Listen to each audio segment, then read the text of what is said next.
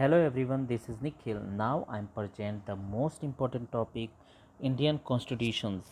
तो आज मैं क्लास 8 का पॉलिटिकल साइंस को एक एक करके सारे चैप्टर को प्रेजेंट करना शुरू कर रहा हूँ।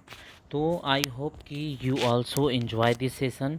यहाँ मैं एक एक करके सारे चैप्टर को पार्ट वाइज लेके आऊँगा और कम से कम टॉपिक में यानी कि आपके मतलब कि सारे तथ्यों को प्रेजेंट करने का प्रयत्न करूंगा।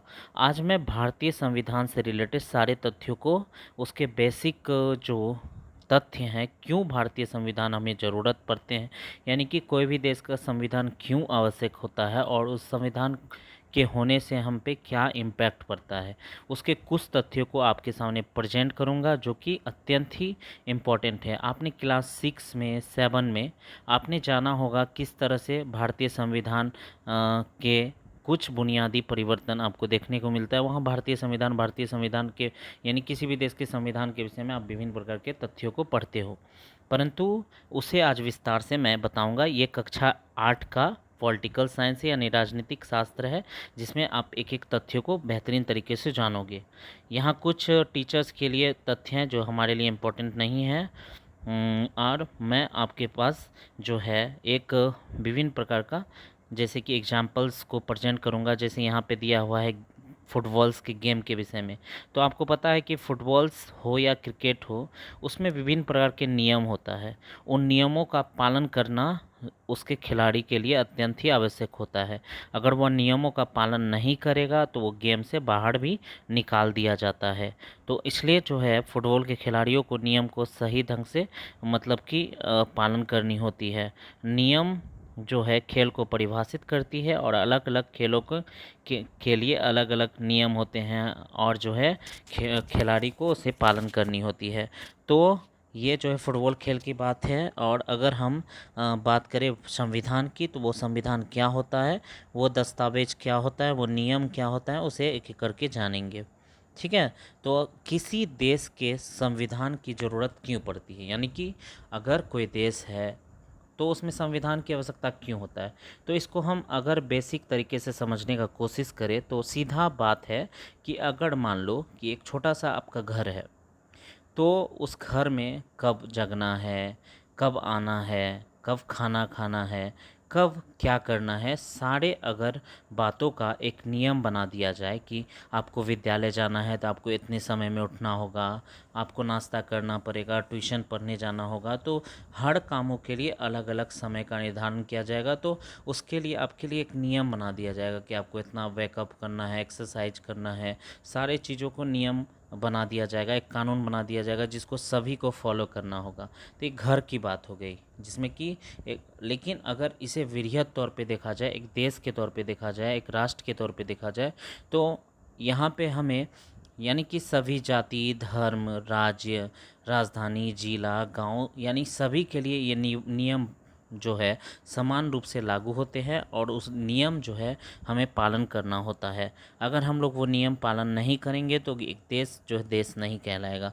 तो सभी के लिए एक नियम बना दिया जाता है। अगर आप देखोगे कि भारत जो है संवैधानिक अगर विकास देखोगे तो विभिन्न प्रकार की बातों को जो है सामने रखता है, जो कि हमें जाननी चाहिए। अगर आप उसे जानना चाहते हो तो मैं उसका लिंक भी वीडियो के डिस्क्रिप्शन बॉक्स में डाल दूंगा, ज़रूर देख लीजिएगा उसको।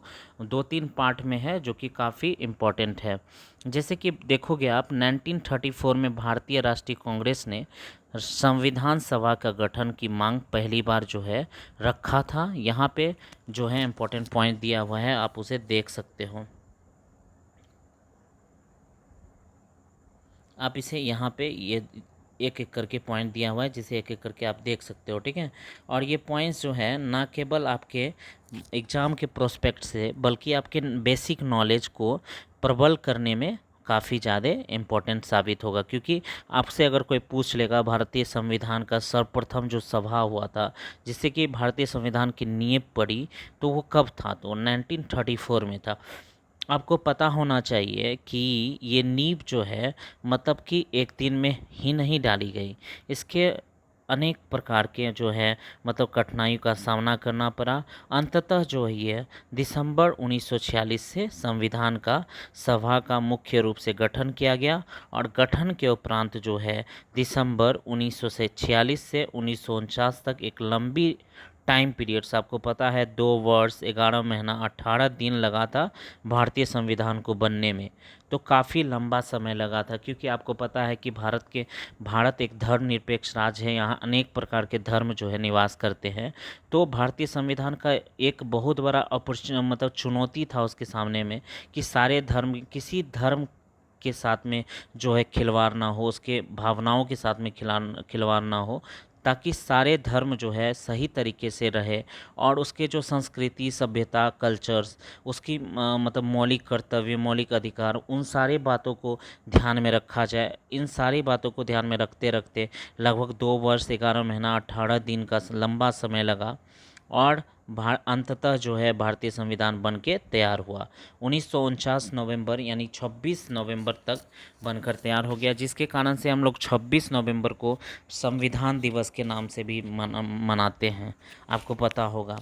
और इसी दिन संविधान बन के लागू हुआ था। दिसंबर 1946 से स्टार्ट हुआ और नवंबर 1949 तक कंप्लीट हुआ। भारतीय संविधान लगभग आपको पता है कि 150 से अधिक वर्षों तक अंग्रेज़ों ने भारत पर गुलामी की और इसकी नींव आपको पता है कि बैटल ऑफ बक्सर और बैटल ऑफ प्लासी से पड़ा था, जो कि 1764 और 1757 में हुआ था।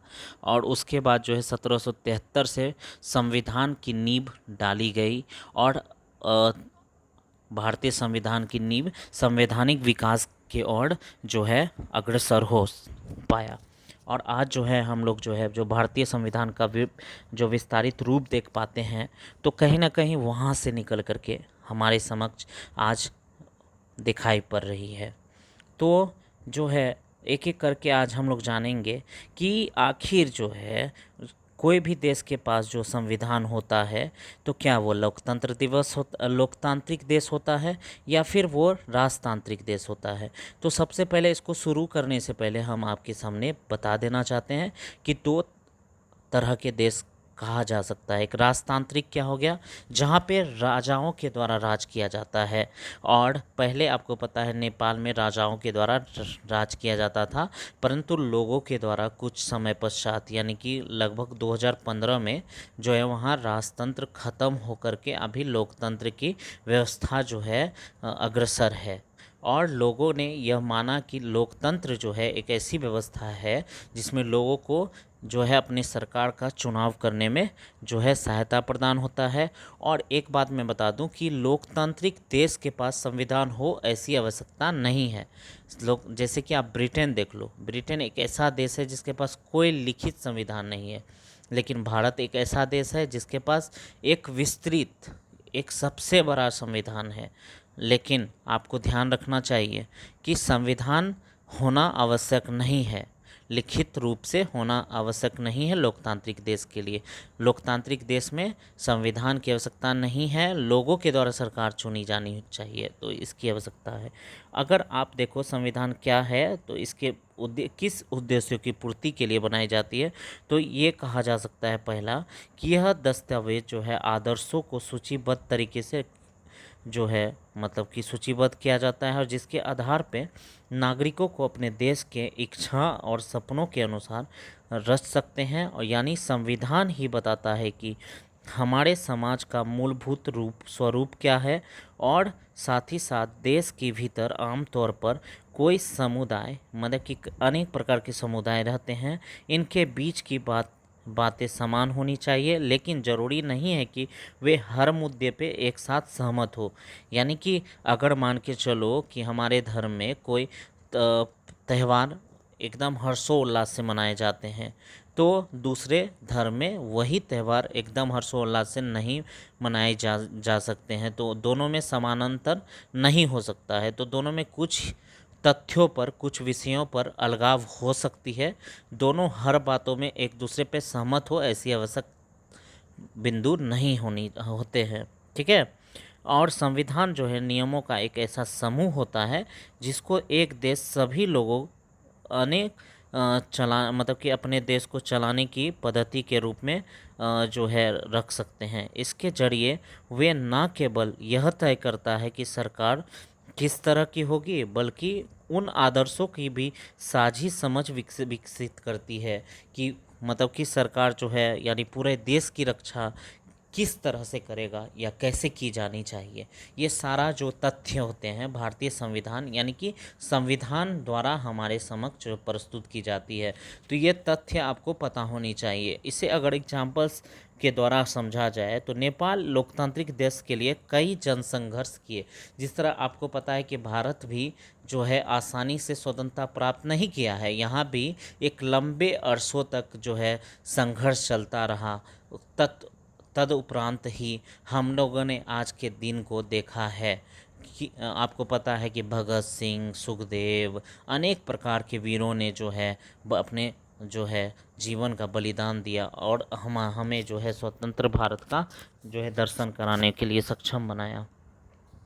तो नेपाल में जो है 1990 में जो है संघर्ष हुआ। उसके बाद लोकतंत्र की स्थापना की गई, लेकिन स्थापना के उपरांत भी 2002 तक यानी 12 साल तक लोकतांत्रिक व्यवस्था जो है मतलब कि कायम रखी गई। राजतंत्र को ख़त्म कर दिया गया, लेकिन विधिवत नहीं रहा।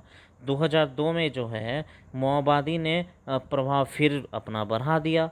फिर जो है उन्होंने कब्जा कर लिया। 2005 में राजा शासन का बागडोर फिर हाथ में संभाल लिया। लेकिन फिर ये जो व्यवस्था ज़्यादा दिनों तक नहीं चला। तो आपको मैंने बताया कि 2015 में फिर पुनः जो है पूर्णतः राजतंत्र को समाप्त करके जो है लोकतांत्रिक व्यवस्था का पुनः जो है मतलब गठन कर दिया गया नेपाल में। तो इसलिए जो है आपको एक बात मैं बता देता हूँ कि जिस तरह से किसी भी खेल के नियमों को अगर बदल दिया जाए तो पूरा खेल ही बदल जाएगा। अगर हम क्रिकेट में बैट से खेलना छोड़ देंगे तो अगर हॉकी लेके आ जाएंगे, हॉकी स्टिक लेके आ जाएंगे, तो उसको खेलने का नया तरीका आ जाएगा, यानी कि एक नियम नया हमारे समक्ष आ जाएगा। तो हम लोग अगर उसको बेहतरीन तरीके से स्टडी करेंगे तो वही है, नियम बदलने से पूरा एकदम उसके स्वरूप, आकृति, सिद्धांत, पक्ष ही बदल जाता है। तो आप इसको ध्यान रखिएगा। आप जैसे संविधान का दूसरा मुख्य उद्देश्य क्या होता है, देश की राजनीतिक व्यवस्था को तय करना। क्योंकि जो देश होता है उसमें आप जो है राजनीतिक व्यवस्था का होना भी एक विभिन्न चुनौती के रूप में हमें सामने देखकर मतलब निकल कर आता है। क्योंकि अगर राजनीतिक व्यवस्था नहीं होगा तो विधिवत उसे संचालित नहीं की जा सकेगी। अगर आपके कुछ विकासात्मक कार्य होंगे, वो जो मतलब अगर राजनीतिक व्यवस्था नहीं होगी तो उसे करना आसान नहीं हो पाएगा। तो इसलिए ये इम्पॉर्टेंट हो जाता है कि राजनीतिक व्यवस्था सुदृढ़ हो।